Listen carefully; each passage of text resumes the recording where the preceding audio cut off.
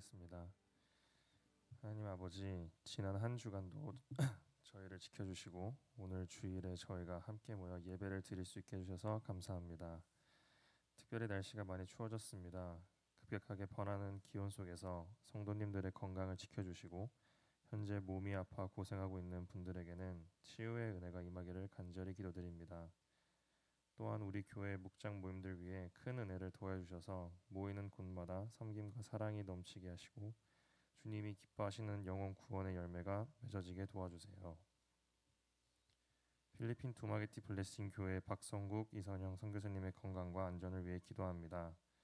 사역의 현장에 성령님이 동행하시어 영혼 구원의 은혜가 넘치게 도와주세요. 이 시간 말씀을 전해주실 부목사님을 위해 기도합니다. 부목사님께서 말씀을 전하실 때 그 말씀이 우리에게 주시는 하나님의 깊은 소식으로 들려지게 하시고 큰 은혜 받는 시간 되게 해주세요. 예배가 마치는 시간까지 성령님께서 주관하여 주실 줄 믿으며 예수 그리스도의 이름으로 기도드립니다. 아멘. 자, 다 같이 우리 일어나셔서 오늘 성경 봉독 말씀 요한계시록 17장 13절부터 14절 두 구절밖에 안 됩니다. 한 목소리로 함께 읽겠습니다. 넘겨주십시오. 시작. 그들이 한 뜻을 가지고 자기의 능력과 권세를 짐승에게 주더라. 그들이 어린 양과 더불어 싸우려니와 어린 양은 만주의 주시요 만왕의 왕이심으로 그들을 이기실 터이요 또 그와 함께 있는 자들 곧 부르심을 받고 택하심을 받은 진실한 자들도 이기리로다. 아멘. 앞뒤작으로 인사하겠습니다. 하늘 복 많이 받으세요. 땅의 복도 많이 받으세요. 여러분들이 빌어주시는 복이 우리 성도들에게 가는 것입니다. 자, 오늘 설교의 제목은 요한계시록은 복음이다 라는 제목으로 설교를 하고자 합니다. 오늘 여러분들이 가능하시면 필기할 것들은 좀 필기하시면 좋겠습니다. 이게 약간 성경 공부는 아니지만 요한계시록이 그런 느낌이 있습니다. 자, 요한계시록은 일반적으로 사도 요한이 기록한 것으로 여겨지는데요. 요즘은 심심치 않게 반론이 나오고 있습니다. 사도 요한이 아니고 장로 요한이 썼다라는 말이 있는데 아직까지는 그래도 우세하게 예수님의 사랑하시는 제자 사도 요한이 썼다라고 아직까지는 얘기하고 있습니다. 계시록이 한국교회 안에서 그 두 극단적인 태도로 취급되어져 온 것이 사실인데요. 첫째는 지나친 결핍, 하나는 지나친 과잉으로 계시록이 해석되어 왔습니다. 종교개혁자 칼빈 아시죠? 여러분 저희가 지금 저희는 이제 독립교단인데 보통 장로 개혁신학인 그 칼빈 루터도 주석은 다 썼는데 요한계시록 주석은 쓰지 않았다고 해요. 본인이 해석하기가 너무 어려워서 그래서 우리가 또 칼빈을 좋아하잖아요. 그래서 칼빈을 좋아한 우리들이 칼빈도 요한계시록을 쓰지 않았기 때문에 우리가 요한계시록은 범접할 수 없는 성경이다라고 생각했을지도 모릅니다. 자, 건전한 기독교 신앙을 표방하는 교회 안에서도 요한계시록은 다루기를 꺼려하는 책으로 여겨지고 있습니다. 근데 여러분 성경의 기록 목적이 뭔지 아세요? 교훈과 책망과 바르게 함과 의로 교육하기에 유익하다가 하나님이 성경을 쓰신 목적인데 요한계시록도 결국 교훈과 책망과 바르게 함과 의로 교육하기 위한 목적으로 계시록도 쓰여졌다고 우리는 당연히 그렇게 알아야 됩니다. 자, 그런데 기존 교회의 형편이 요한계시록에 대해서 지나친 결핍이거나 지나친 과잉 쪽으로 가다 보니 요한계시록은 오히려 불건전한 종말론의 온상이 되거나 기독교 이단들의 전유물처럼 여겨지게 되었고요. 계시록에 나오는 새하늘과 새 땅이라는 이 이름을 신천지가 가지고 가서 쓰이는 불명예스러운 이 대명사로 걸리는 이름이 되기도 했습니다. 신천지는 요한계시록 가지고 요한계시록에 저희가 앞으로 배우겠지만 14만 4천 명이 구원이 차면 예수님이 재림하실 거라 그랬는데요. 지금 그 신천지 교인들이 벌써 26만이 넘었어요. 네, 본인들이 14만 4천 또 뭐라고 또 해요. 아직까지 차지 않았다. 막 이러면서 그러는데 어쨌든 여러분들이 이단에 대해서 너무 궁금하시죠? 그래서 이단에 대해서 제가 정리한 자료도 있어서 요한계시록을 진행하면서 여러분들이 꼭 알아야 될 이단에 대해서도 말씀드리도록 하겠습니다. 자, 그럼 여러분들 이 우리처럼 기존 교회에서 요한계시록이 왜 이렇게 홀대? 목사님들이 요한계시록 잘 설교 안 하시거든요. 왜 그렇게 된 것일까요? 사람마다 이유가 다르겠지만요. 첫 번째는 요한계시록이 바르게 해석하고 설교하기 어렵다는 뿌리 깊은 편견이 저희 목회자들 안에 있습니다. 해석하기 어려운 산 등반으로 따지면 이 요한계시록 산은 우리 설교자들이 이거 좀 설교하기 너무 어려워라고 하는데 제가 신학교에서 배운 교수님이 우리나라 그래도 요한계시록의 권위자신데요. 그분은 그 산봉우리가 어렵고 높기는 하지만 우리가 등산을 할 수 없을 정도로 그런 산은 아니라고 말씀하십니다. 제가 요한계시록을 설교하기로 마음먹은 것도 저희 그 막학기에 3학년 2학기 때 설교 실습이 있어요. 여러분들처럼 학생들이 앉아있고 우리 동급생들이요 앉아있고 한 사람씩 나가가지고 설교를 해서 이렇게 설교를 하는 겁니다. 그래서 A 뿔, A 마이너스, B 막 이렇게 매겨요. 근데 우스갯소리로 저희 가정교회 창시자신 최영기 목사님은 설교 실습에 본인 삐뿔 맞았다고 자기는 설교 잘하시는 분은 아니라고 하는데 그때 저희들이 설교 실습을 요한계시록으로 했습니다. 그래서 그 교수님이 뭐라고 하시냐면 너희들 그 졸업하고 교회를 개척하거나 어디 가서 설교할 때 가장 먼저 너희들이 설교해야 될 것은 요한계시록이다라고 하고 한번 자료도 이만큼 주시고 했는데 제가 그 말씀을 불순종하고 이렇게 1년 넘게 요한계시록을 설교 안 하고 있다가 요즘 곰곰이 우리 교인들을 위해서 기도하다 보니까 이 말씀을 좀 해야 되겠다는 마음을 주셔가지고 시작을 합니다. 자, 설교자들이 계시록을 설교할 때 그 우리들의 한계 때문에 이 계시록에서 나오는 그 천상의 메시지를 저희가 완벽하게 파악하기는 힘들지만요. 요한계시록에 흐르는 꼭 알아야 되는 뿌리 깊은 루트처럼 꼭 알아야 되는 근간이 되는 메시지는 굉장히 확실하고 선명합니다. 그렇기 때문에 모든 성도님들과 함께 공유할 수 있게 됩니다. 자, 보통 설교자들이 계시록을 설교할 때 어디까지 설교하냐면요. 그 7교회가 나오는 3장까지 설교하고 멈추시거나 또는 제가 그 엔터교회 초반에 저도 7교회 지나서 요한계시록 4장, 5장에 나오는 하늘 보좌까지 설교하고 멈추거든요. 근데 요한계시록은 여러분 몇 장까지 있냐면 22장까지 있습니다. 그래서 제가 여러분들한테 조금 전에 나눠드린 페이퍼를 글씨가 조금 잘 안 보이지만 보시면 요한계시록이 서론이 있고 결론이 있어요. 그래서 요한계시록이 1장부터 5장까지가 서론이고요. 제가 나눠드린 페이퍼에 보시면 결론이 17장부터 22장까지가 결론이라 저는 5장까지 설교했기 때문에 제가 다음에 설교할 기회가 있으면 저는 6장부터 시작할 건데 우리 젊은 친구들 또는 교회 나온 지 얼마 안 된 친구들 또는 교회는 오래 다녔지만 계시록을 자기 나름대로 이렇게 해석하고 계신 분들에게 이번 계기는 진짜 좋은 그런 계기가 되기를 바라고요. 거기 보시면 서론하고 결론은 이렇게 다 이어져 있거든요. 그래서 제가 다음부터 6장을 설교하게 될 건데 여러분들 지금 본론이 6장부터 16장이라고 되어 있는데 혹시 유치하지만 도형이 두 가지 있는데 하나는 타원 같은 원도형이 있고요. 페이퍼에 하나는 마름모가 있는 거 보이시죠? 그래서 이 요한계시록의 6장부터 16장까지는 동그란 거 3개 들어가고 마름모가 밑에까지 3개가 들어가는데 동그란 거는 재앙의 사건을 얘기하고 있고요. 본론에서 중간중간에 보면 교회에 대해서 말씀하고 있습니다.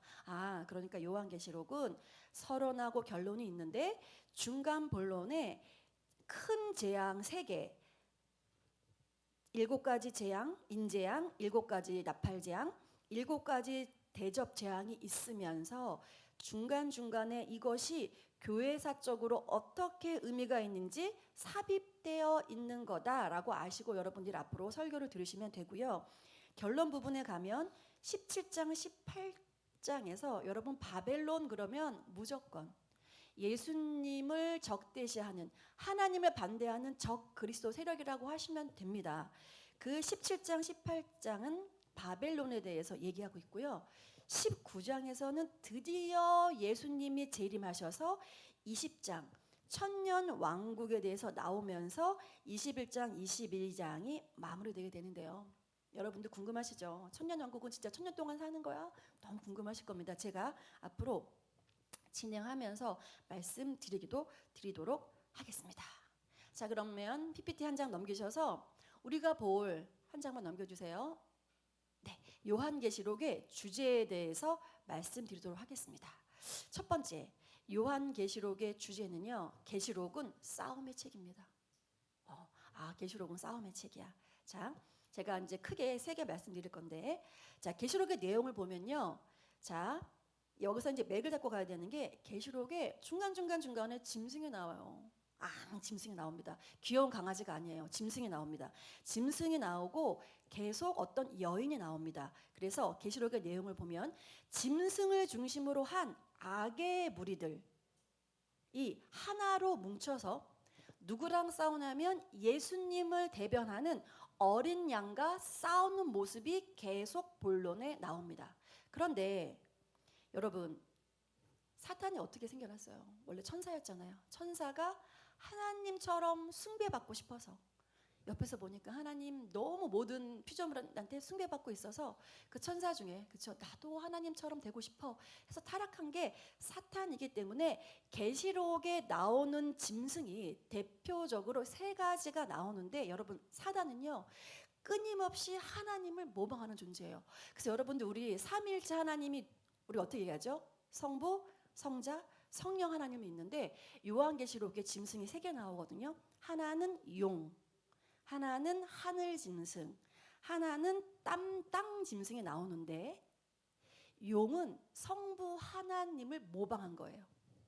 그리고 바다 짐승은 성자 예수님을 모방한 겁니다. 그리고 땅 짐승은 성령 하나님을 모방해서 사단이 만든 세력이에요. 그러니까 여러분들이 제가 왜 이야기를 하냐면, 지금 우리 신약반은 요한계시록 읽고 있거든요. 요한계시록 읽으니까 너무 어려운 거예요. 막 짐승이 나와요. 용 나오고 바다 짐승 나오고 땅 짐승 나오니까 그냥 읽으실 때 용 이런 짐승들은 사단의 세력인데 삼위일체를 본뜨는구나. 성부 하나님을 용이 이렇게 본따서 모방해서 만든 거고, 지금 바다 짐승은 예수님, 성자 예수님, 그다음에 땅 짐승은 성령 하나님을 모방해서 얘네들이 지금 싸우고 있구나라고 얘기하시면 됩니다.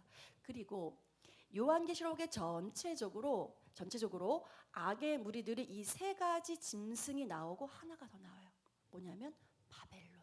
그럼 바벨론은 그렇죠? 유대를 망하게 한 게 바벨론이잖아요. 그래서 그때부터 이제 요한계시록 마지막까지 성경에서 얘기하는 바벨론은 이 악의 세력이라고 보시면 돼요. 그런데 왜 짐승은 어떤 형체를 의인한 거고 바벨론은 명칭이지요. 그래서 바벨론은 여러분들, 우리가 살고 있는 이 악한 이 시대의 문화로 생각하시면 좀 쉽습니다. 그래서 그렇게 여러분들이 바벨론은 아시면 될 것 같습니다.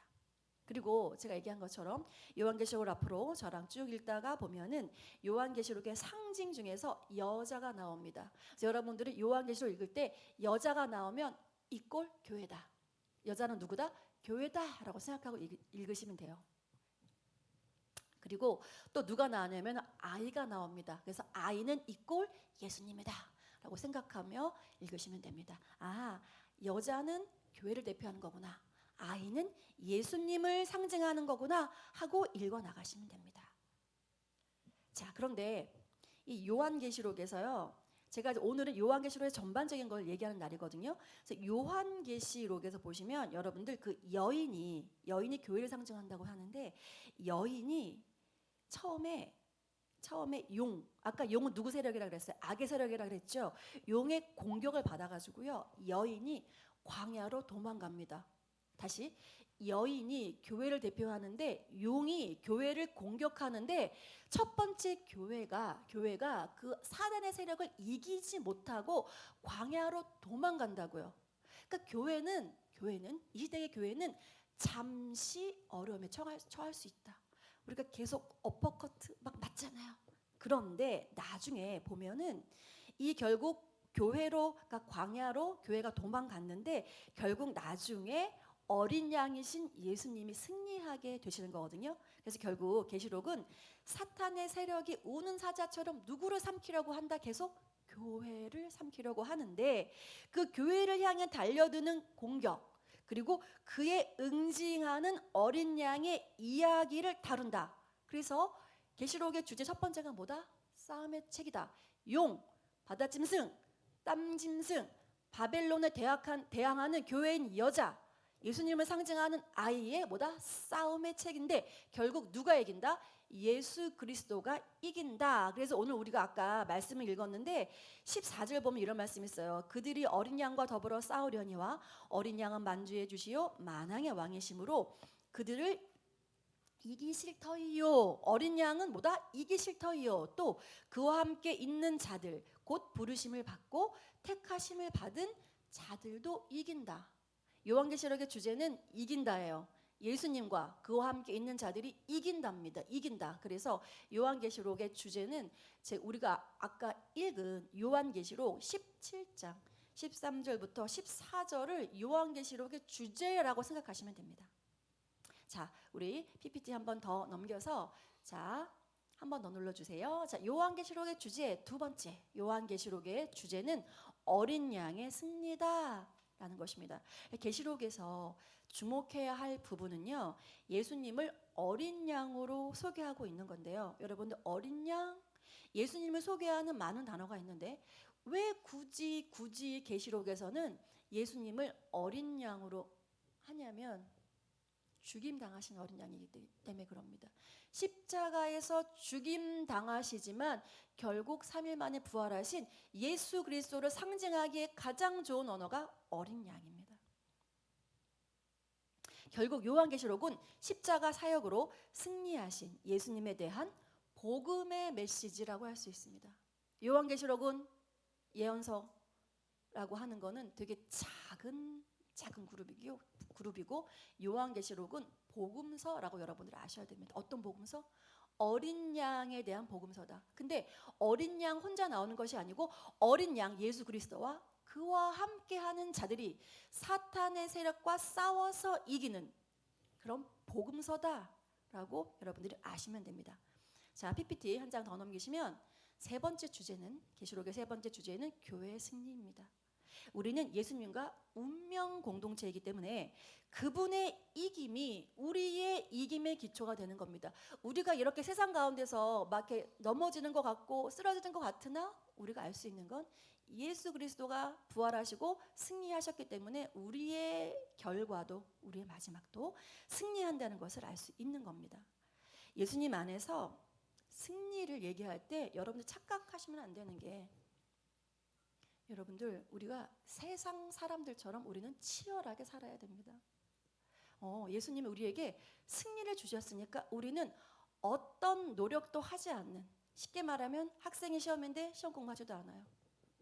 수험생인데 공부도 하지 않아요. 직장을 내가 구해야 되는데 직장에서 필요한 것들 뭐 이렇게 공부해갖고 오라 그러는데 그것도 공부하지 않아요. 영어 시험 뭐 테솔 그걸 하는데 나는 기본적으로 난 영어 잘해. 그렇게 하는 그냥 우리가 아무런 노력도 하지 않는데 예수님이 딱 갖다 주는 승리가 아닙니다. 그런 값싼 승리가 아니에요. 예수님의 승리는 값진 은혜의 길을 우리한테 걸어갈 것을 촉구합니다. 그러니까 계시록을 읽다 보면 멸망하는 것 같기도 하고 상처 있기도 하고 광야로 쫓겨나기도 하지만 그때마다 치열하게 싸우는 여인의 교회의 모습을 우리가 볼 수 있는 겁니다, 여러분. 그것이 바로 진실한 자들이 이기리로다. 진실한 자들이 이기리로다. 교회 공동체에게 진실이 중요한데요. 이 진실이 중요한 이유는 제가 좀 얘기하죠, 여러분들. 우리가 왜 진실해야 되냐면 예수님을 반대하는 지금 악의 세력들의 특징은 거짓이에요.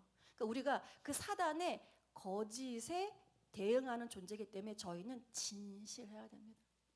이것이 좁은 의미에서는 여러분들 속 따르고 겉 따르신 분이 되시면 안 되고 진짜 하나님 앞에서 진실하신 분이 되셔야 합니다. 자, PPT 넘겨서 그러면 요한계시록의 주제는 싸움이고 어린 양의 싸움이고 교회가 승리하는 싸움인데 요한계시록의 저수 의도는 뭐냐? 요한계시록을 왜 하나님 쓰게 하셨냐? 첫 번째, 계시록은 고난받는 공동체에게 미래의 운명을 제시해서 현재를 새롭게 재조정해서 살아나가기 위해서, 말이 좀 어렵죠. 그러니까 현재를 잘 살아가게 하기 위한 거라는 겁니다. 여러분 지금 어려움, 고통 있잖아요. 있죠. 있습니다. 믿지 않은 사람들은 불법도 많이 행하고 그렇죠. 쉽게 자녀들도 성공의 길로 보내는데 우리는 세금 신고도 정확하게 해야 되고 우리가 거짓말하지 않고 진실하려고 노력하잖아요. 아무도 알아주지 않아도. 여러분들 우리가 이 계시록을 보면 이 고난받는 공동체라 그러는데 여러분들 계시록을 읽으면서 여러분들이 간과하면 안 되는 게요. 이 계시록이 사도 요한이 밤모섬에서 쓴 거잖아요. 이 요한계시록은 앞으로 얘기할 거지만 묵시문학, 다니엘의 일부분, 그다음에 에스겔의 일부분 이런 것처럼 묵시문학인데 묵시문학은요 상징을 통해서 글을 쓰는 거예요. 나보기가 역겨워 가실 때에는 말없이 고이 보내 드려. 하여가 있죠. 그렇죠? 고려말에 쓰여 있는 거. 그런 거 다. 여러분들 그 시대 사람들은 그거를 읽으면 우리가 그 일제 강점기에 이렇게 어떤 사람들이 시를 딱 쓰면 우리는 알죠. 누구를 가지고 그 시를 썼는 줄 알잖아요. 그 대상이 누군지 알잖아요. 근데 지금 요한계시록이 쓰여 있을 당시는요. 로마가 어마무시한 박해를 이스라엘 유대 공동체에 하고 있었어요. 어느 정도 하고 있었냐면 이제 앞으로 얘기할 거지만 여러분들 이제 젊은 친구들 궁금하잖아요.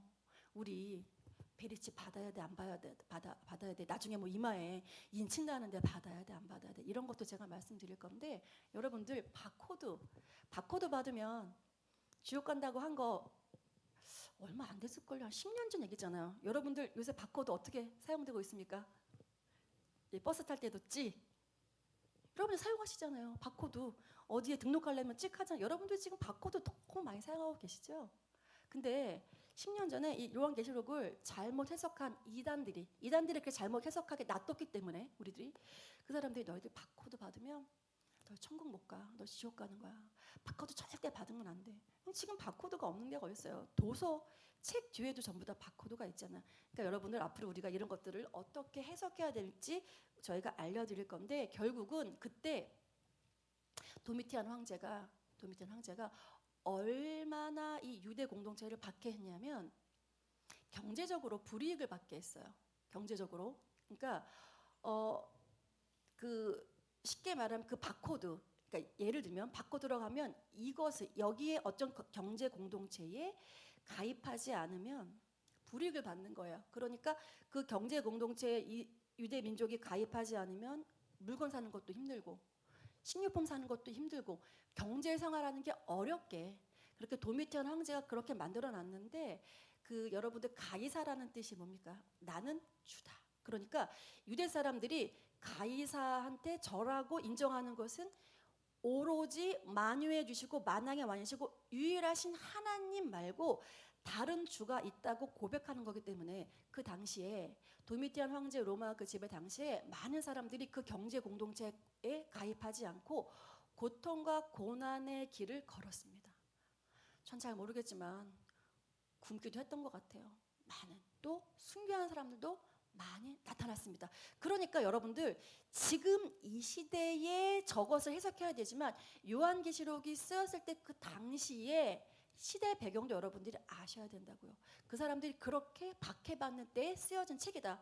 그러니까 그 사람들한테는 희망이 없었습니다. 희망이 없었는데 어느 날 사도 요한으로부터 쓴 요한계시록이 회람이 되었다고 합니다. 그래서 이 요한계시록을 딱 받고 사람들이 읽는데 뭐 바다짐승, 땅짐승 그래. 이거는 일차적으로 우리를 괴롭히는 도미티안 황제지. 이들은 결국 예수님한테 패하게 될 거야. 우리는 결국 승리할 거야. 22장 오늘 비전 찬양 불렀잖아요. 보좌에서 구원하심이 오직 여호와께만 있습니다 하면서 그들이 그 고통과 환난의 그 시점에서 그 미래를 바라보면서 결국 우리는 승리할 거야. 좀만 더 견뎌내자. 우리는 반드시 승리할 거야. 그렇게 이렇게 요한계시록을 돌려서 읽었다고요. 그러니까 그들한테는 그 미래의 운명, 우리는 망하지 않을 거야. 우리는 반드시 주님과 함께 승리할 거야 하는 그런 운명을 제시해서 현재 내가 이 살고 있는 이 고통에 그때 받게 된 고통의 그 현실을 새롭게 재해석하는 거예요. 그렇게 만든 의도로 저술했다고 하는 겁니다. 자, PPT 남겨서 두 번째 저술 의도는 뭐냐? 계시록은 교회로 하여금 저항 공동체로 살아갈 것을 독려하기 위해서 저술되어진 겁니다. 그 저술의 의도를 제가 조금 전에 첫 번째 얘기했잖아요. 첫 번째를 한마디로 키워드라고 얘기하자면 첫 번째 저술 의도는 관점, 현재하고 미래를 어떻게 해석할지 관점 공동체에 대해서 얘기했다면 두 번째는 키워드가 저항 공동체다. 교회는 저항 공동체. 제가 이거는 교회는 저항 공동체라는 건 제가 요한계시록을 엔토교회 초반에 제가 한번 설명했습니다. 저항 공동체. 현재를 다른 관점으로 본다는 것은 뭐냐면 우리는 저항 공동체가 되는 건데요. 만일 도미티안이 자신을 경배하도록 강요하는 황제 숭배 상황이 이 계시록의 역사적인 배경이라면요, 제가 말씀드린 것처럼 현재를 재조정시킨다는 것은 좌절과 두려움에 빠져 있는 교회로 하여금 다시금 악의 도전 앞에서 저항하라는 의미인데요. 저항이라는 말을 하니까 여러분 좀 생소하시죠? 저항을 똑같은 말로 하나 끌어오자면 결단이라고 할 수 있습니다. 결단. 여러분들 우리 결단하죠. 예배 시간 끝날 때마다 말씀 듣고 어떻게 합니까? 결단합니다. 여러분 우리가 말씀 듣고 결단한다는 것은 뭐냐면 우리가 세상의 저항에서 나는 저항 공동체로 다시 6일 동안 살고 다시 예배하러 오겠습니다 하는 결단하는 거라고요. 결단. 여러분들 이 저항하는 인물이 뭐가 있습니까? 누가 있습니까? 다니엘 있죠.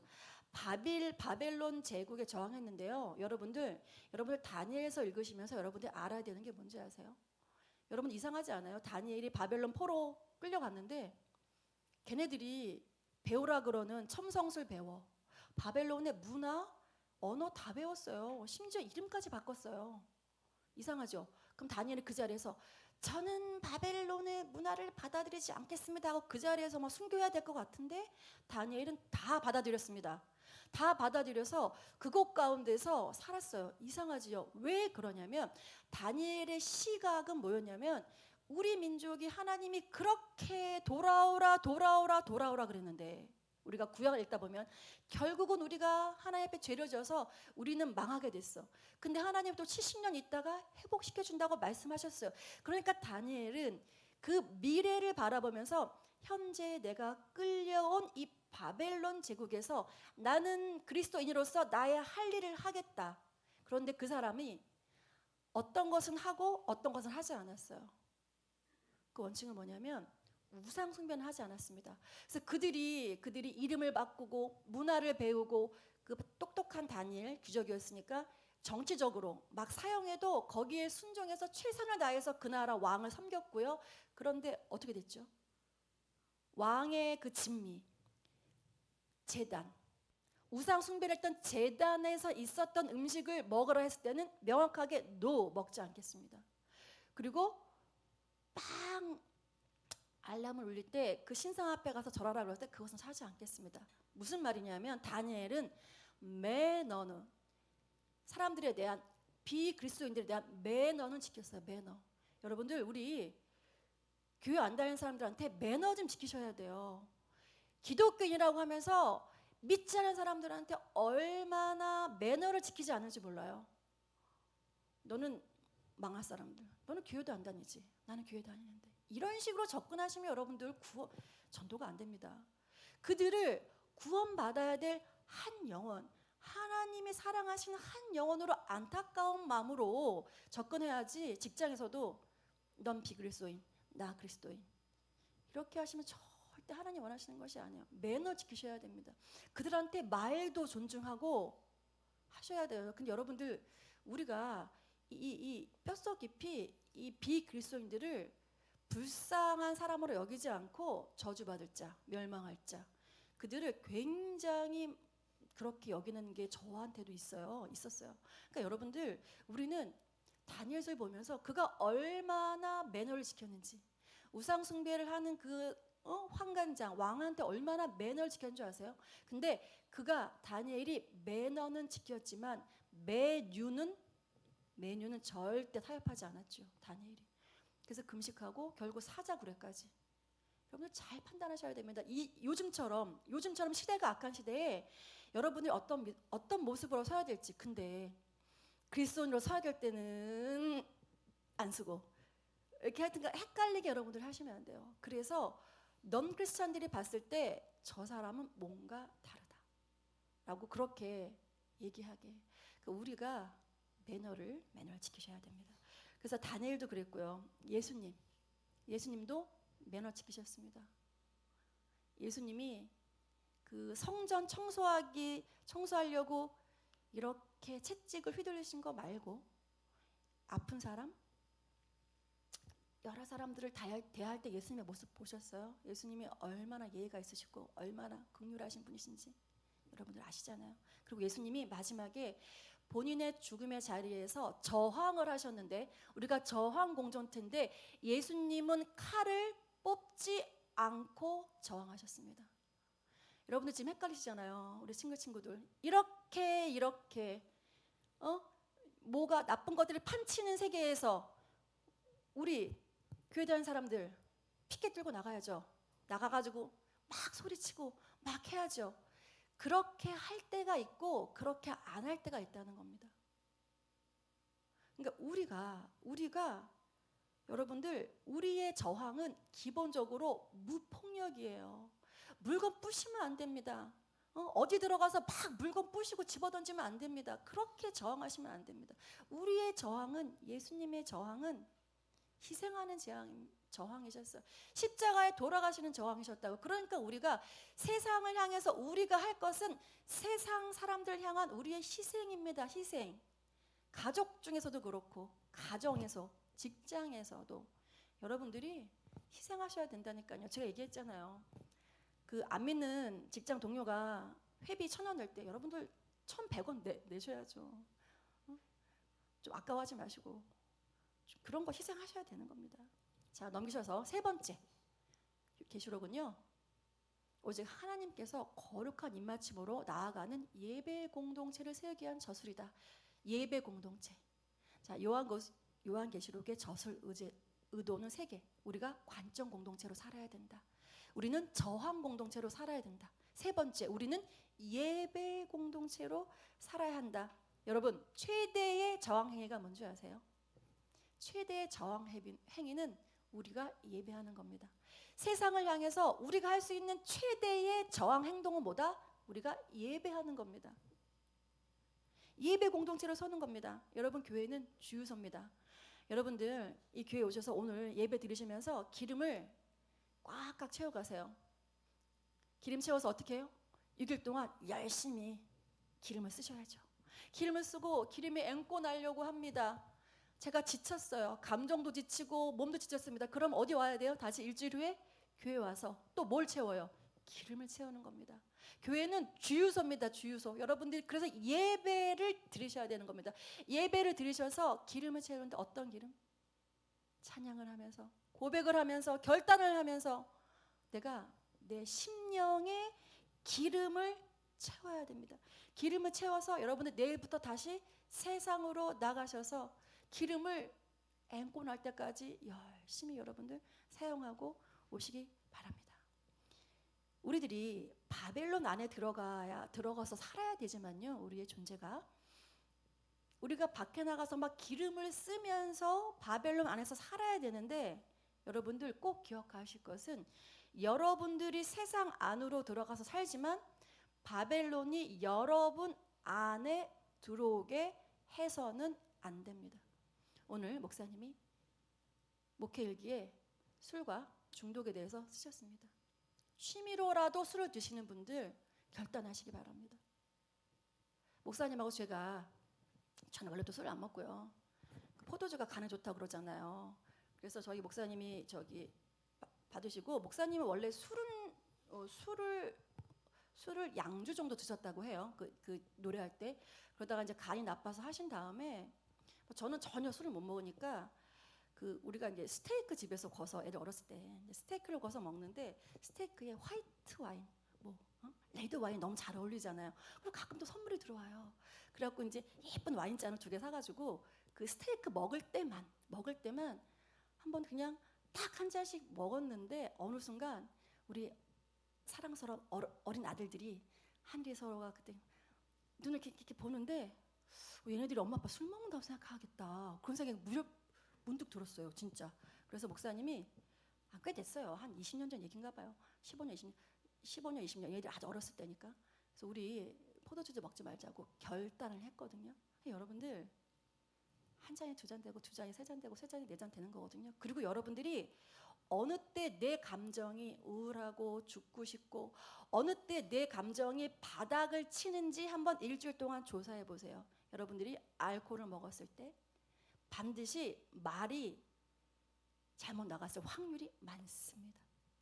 제가 하나님께 그러는 거예요. 하나님이, 제가 고개를 숙여서 기도하면 하나님의 뜻을 알게 되고요, 제가 기도 안 하고 고개를 탁 쳐들고 있으면 제 생각이 나더라고요. 제가 이번 주에 어떤 제안을 받았어요. 가정교회에 그 선교사님들이 계신데, 이제 가정교회가 전 세계로 막 이렇게 퍼져 나가다 보니까 가정교회 국제화 그룹을 이제 만들려고 하는 거예요. 우간다, 모잠비크야, 남아공 선교사님들 있고 하는데, 제가 영어 일도 못합니다. 제가 영어를 잘 못해요. 그래서 영어 공부하는 게 소원인데, 지난주 토요일 날 남아공에서 국제 카카오톡에서 선교사님이 저보고, 사모님 좀 통화 좀 할 수 있냐, 그래서 네네, 아시는 분 통화했는데 저보고 그러는 거예요. 사모님, 국제화 팀을 만드는데 제가 한 행정한다고 소문이 저기 남아공까지 났나 봐요. 사모님이 우리 국제화팀에 들어와서 행정 좀 해달라는 거야. 그러니까 제가 남아공을 가는 게 아니고 여기서 한국에서 행정을 해달라고 하는데, 마음속에는 제가 젊었을 때 제가 선교사로 나가려고 그랬거든요. 제가 젊었을 때 선교사로 나가려고 그랬는데 막 몸 간지러워, 풀숲만 가면 막 벅벅 긁어, 신경 예민해, 잠 못 자. 내가 선교사로 나가면 시험 받겠다, 사람들이. 그래서 나는 보내는 선교사만 해야지. 제가 그렇게 뜨거웠을 적이 있어요. 그래서 제가 비전 트립 참 많이 다녔고 그랬거든요. 그랬는데 선교사님이 그 말씀을 하시는데 막 마음속에서 해드리고 싶은 거예요. 내가 바빠도 잠을 좀 못 자도 제가 그 행정을 막 해드리고 싶은 마음이 있는데, 기도해야 되잖아요. 선교사님. 근데 그 선교사님이 또 중요한 말씀을 하셨어. 내가 개척교회 사모라서 바쁠 거 알고 부탁을 못할 것 같았는데, 하나님, 도대체 국제화팀의 행정은 누가 해야 됩니까? 기도할 때마다 내 얼굴이 앞에 떠오른다는 거예요. 그러니까 제가 부담이 탁 되잖아요. 그럼 보통은 어떻게 생각하시죠? 하나님의 뜻인가 보다 라고 생각하고 예스 하잖아요. 제가 선교사님한테 이렇게 말씀드렸어요. 그 좋은 일이잖아요. 선교사님, 제가 일주일만 기도해 보겠습니다. 일주일 기도하고 제가 답을 드릴게요 해가지고 일주일 동안 기도하고, 제가 하나님의 음성을 듣는데 내가 잘못 들을까 봐 저의 기도 파트너 사모님 2분한테도 똑같은 기간에 기도해달라고 기도를 했는데, 3사람이 전부 똑같은 응답을 받은 거예요. No, 안 된다. 자, 보세요 여러분들, 좋은 일이라니까요. 가정교회를 국제화시키고 선교사님을 돕고, 저는 심지어 행정을 잘해요. 제가 하면 잘할 수 있을 것 같아요. 그런데 하나님이 아니라고 하셨어요. 아니라고 하시면서 하나님이 엔토교회 목사로 세운 이유가 있다, 좀 기다리라고 하셨어요. 그러니까 여러분들이 반드시 하나님께 기도하고 무슨 일을 하셔야 돼요. 심지어 내 자녀한테 조언을 할 때도, 심지어 애인한테 무슨 결혼을 하자고 하거나 사귀자고 할 때도 하나님한테 응답을 받고 하셔야 돼요. 그래서 제가 결혼할 때 응답받고 했다고 제가 눈에 말하잖아요. 목사님 잘생겨서 결혼한 게 아니에요. 하나님 내 배우자라 그랬다니까요. 기도했더니 이렇게 바닥에서 제가 이렇게 흙을, 무슨 파묘 같다, 바닥에서 제가 막 흙을 파는데 거기서 보화가 하나 나왔다는 거예요. 보물, 이게. 그래서 하나님이 네 신랑이 내가 너한테 준 보화처럼 너의 짝이다. 그래서 제가 결혼을 결심한 것처럼 여러분들 우리가 세상에 나가서 세상에서 바벨론에서 주는 것 우리는 침범당하면 안 돼요. 그게 술이 될 수도 있고 노름이 될 수도 있고 음란이 될 수도 있고 특히 우리 젊은 남자 청년들 막 이렇게 막 컴퓨터 키면은 막 뜨잖아요. 저도 막 너무 당황할 때가 많아요. 막 그냥 어디 쇼핑 들어가서 뭐 하려고 하는데 막 이상한 게 뜨잖아요. 그래서 제가 그랬다니까요. 나같이 아줌마도 이런 거 뜨면 싫은데 우리 젊은 애들 이거 어떡하나 하고 기도하게 되거든요. 여러분들 바벨론이 여러분들을 침범하지 못하게 하세요. 그런데 여러분들은 세상에 나가서 바벨론 이 시대를 침범하셔야 돼요. 거룩밖에 없습니다. 거룩밖에 없어요. 여러분들 그래서 결단하시기 바랍니다. 결단하시기 바랍니다. 여러분들이 약한 부분 결단하시기 바랍니다. 그것이 꼭 술, 뭐 돈 그런 거 아니어도 내가 약한 부분이 있을 수 있어요. 저는 건강염려증이 있다고 진단을 받았다니까요. 전 건강염려증 별로 없다고 생각했는데 무슨 말이냐면 어떤 사역을 할 때 나 아프면 어떡해. 내가 체력이 안 되는데 내가 이거에서 민폐 끼치면 어떡해. 이런 마음이 제 안에 있다고 이번에 검사를 하니까 나오더라고요. 근데 역시 이번에도 그랬어요. 이번 일주일 동안. 그래서 제가 이것을 결단을 놓고 하나님 죽으면 죽으리로다. 죽으면 하나님이 주신 이 교회를 위해서 제가 최선을 다시 다하겠다고 제가 결심을 했거든요. 여러분들 바벨론에 침범당하지 마시기 바랍니다. 자, 이제 마지막인데요. 고정관념을 깨트리는 이제 우리가 앞으로 계시록을 설교 듣고 읽을 건데요. 첫 번째는 계시록은 두려움의 책이 아닙니다. 이제 앞으로 해석해 드릴 거예요. 우리가 계시록을 보면 두렵다, 무섭다 그렇죠. 두려움 책이 아니고 고난받는 공동체에게 주는 희망의 책이라는 것을 앞으로 여러분들이 알게 될 거예요. 그래서 어떤 사람들은 계시록을 이렇게 얘기하더라고요. 광야에서 부르는 노래다. 광야에서 부르는 노래다. 저도 계시록을 배우면서 계시록이 두려운 책이 아니고 하나님의 재림을 너무 고대하고 진짜 이 계시록을 배경으로 한 찬양을 부르면 제가 딱 눈을 감잖아요. 그러면 그 이제 천국 가서 그 끝도 보이지 않는 광야에 끝도 보이지 않는 그런 광야가 그냥 끝도 보이지 않는 그런 홀에 우리가 모두 흰색 세마포 옷을 입고 구원하심이 보좌에 하는 뭐 찬양하는 그런 것들이 막 상상이 돼요. 아까 찬양을 드릴 때도 그러니까 여러분들 고난받는 공동체에게 주는 희망을 주는 책입니다. 여러분들 짝퉁에 희망을 걸지 마시고요. 세상에 주는 짝퉁에 희망을 걸지 마시고 하나님이 주신 진짜 희망을 우리 앞으로 계시록을 배우면서 여러분들이 받으시기 바랍니다. 한 번 더 누르시면 자, 두 번째는요. 계시록은 우주적 종말에 대한 청사진을 그려준 책이 아니에요. 그래서 여러분들이 계시록을 가지고 자꾸 미래를 점치려고 하는데 그런 책이 아니고 우주의 종말이 누구의 손에 있는지 어린 양. 결국 그래서 계시록은 복음서라고요. 복음서. 여러분들 그래서 미래 궁금하다고 계시록으로 해석하는 게 아닙니다. 자, 한 번 더 누르시면 세 번째 계시록은 계시록 너무 어려워. 너희들 계시록 읽으면 안 돼가 입산하지 마. 입산 금지가 아니고 우리의 영적인 성장을 위해서 허락하신 책입니다. 영적 성장을 하게 됩니다. 계시록을 배우다 보면 제가 깜짝 놀랐다니까요. 제가 계시록을 배우면서 계시록을 이렇게 좋아할 줄이야. 계시록을 읽다 보면 마음이 뜨거워집니다. 복음서기 때문에. 자, 한 번 더 누르시면 마지막입니다. 이게 오늘 제가 여러분들한테 도전하고 싶은 마지막 메시지인데요. 오늘 설교 제목입니다. 계시록은 65권의 성경과 다른 차원을 언급하는 부록이 아니에요. 여러분 요한계시록은 성경 66권 중에 마지막 책이라니까요. 복음서입니다. 복음의 메시지예요. 계시록을 흔히 세속적인 종말에 대한 이야기나 지구촌 앞으로 어떻게 망할 거야 라는 그런 관점으로만 본다면 그것은 위험한 해석이 될 수 있습니다. 성경 전체의 중심은 예수 그리스도시고요. 구약의 예수 그리스도를 바라보는 것이 신약에는 초림하신 예수님, 계시록에서는 재림하신 예수님을 우리가 기대하고 고대하는 것입니다. 여러분, 이 계시록은요. 두려움을 자극하는 공상 만화 같은 허무맹랑한 해석들이 난무하고 있습니다. 제가 아까 얘기했죠. 용, 바다 짐승, 땅 짐승. 이거 뭐야? 막 어떤 여인이 나와가지고 막 해를 막 이고 있어. 그 뭐야? 사단 세력, 예수님, 교회 그 중심으로 돌아가고 있다는 것이 아시고, 그래서 계시록을 앞으로 우리가 이 복음서에 입각해서 여러분들하고 볼 것입니다. 그래서 여러분들이 기대를 많이 해주시고요. 자, 우리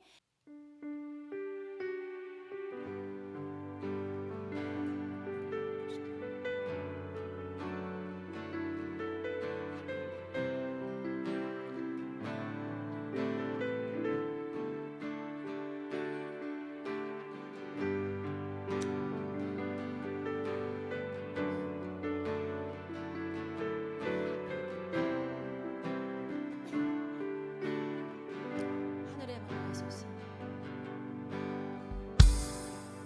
하늘의 문을 여소서. 이곳을 주목하소서.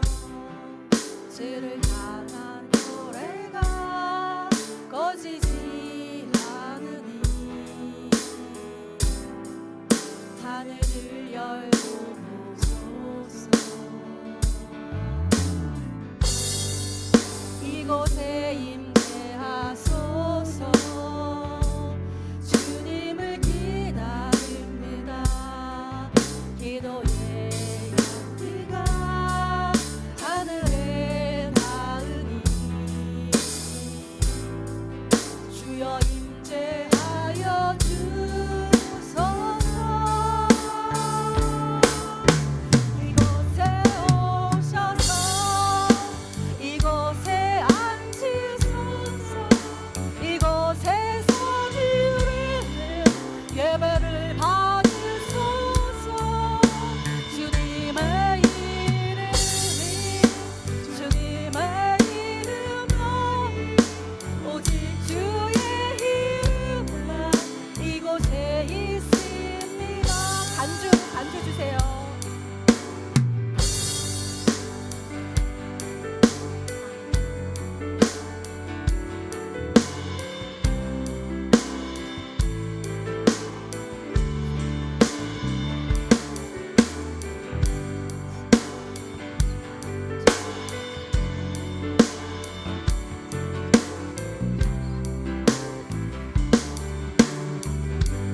처음 하겠습니다.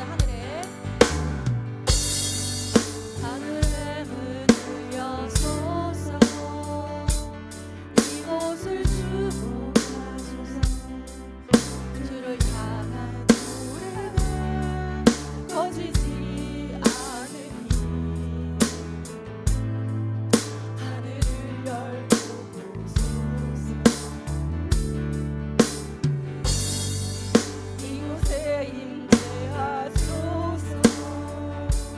주님을 기다립니다. 주의 향기가 하늘에 닿으니 주여 임재하여 주소서. 이곳에 오소서. 이곳에 앉으소서. 이곳에서 드리는 예배를 받으소서. 주님의 이름만이 오직 주의 이름만 이곳에 이곳에 오소서. 이곳에 오소서. 이곳에 앉으소서. 이곳에서 드리는 예배를 받으소서.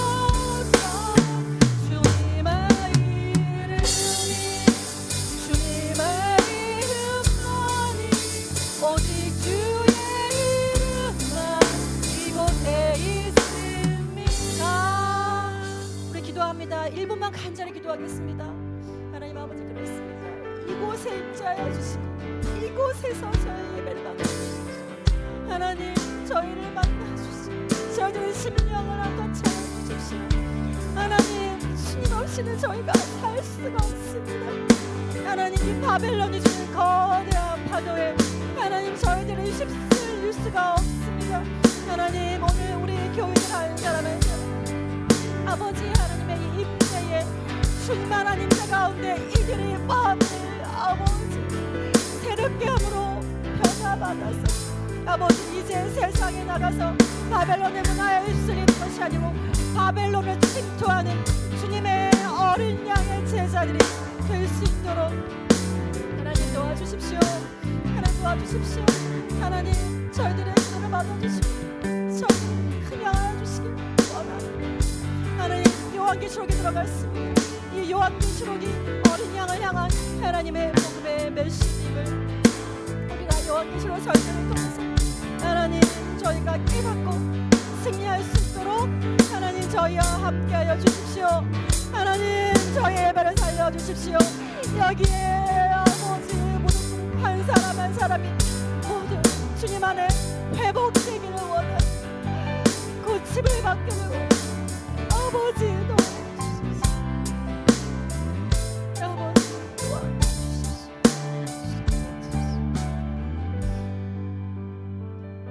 사랑의 주님 너무 감사합니다. 하나님 저희는 저희의 최선의 예배를 드리고 싶습니다. 저희들의 기도에 향해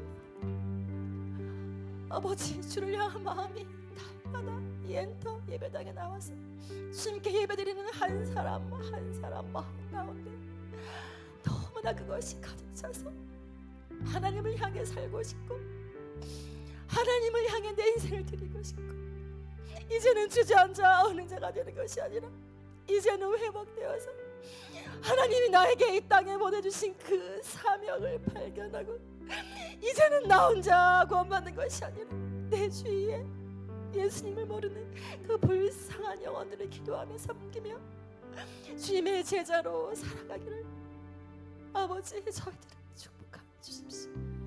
저희를 아버지 회복시켜 주시고 먼저 저희 가운데 치유가 있고 저희 치유받은 저희들이 바벨론 세상에 나가 그들의 문화에 휩쓸리는 것이 아니라 우리 여기 엔터교회 한 사람 한 사람 성도 한 사람 한 사람이 바벨론을 점령하여 이 세상 가운데 예수 그리스도의 푸르른 계절이 올 수 있도록 저희가 그렇게 쓰임받을 수 있도록 주님 이 시간에 결단하게 하여 주시옵소서. 주님 도와주시옵소서. 도와주시옵소서. 지금은 우리를 구속하신 예수 그리스도의 은혜와 우리를 택하신 하나님 아버지의 사랑과 우리를 인도하시는 성령 하나님의 위로와 교통하심이 다시 오시겠다고 약속하신 재림의 신앙을 붙들고 오늘도 하루하루 제자의 삶을 살기로 몸부림치는 또 약함을 강함으로 바꿔주시고 승리케 하실 하나님께 소망을 두는 엔터교 한 사람 한 사람 머리 위에 지금부터 영원히 함께 하시기를 주님의 이름으로 축원하옵나이다. 아멘.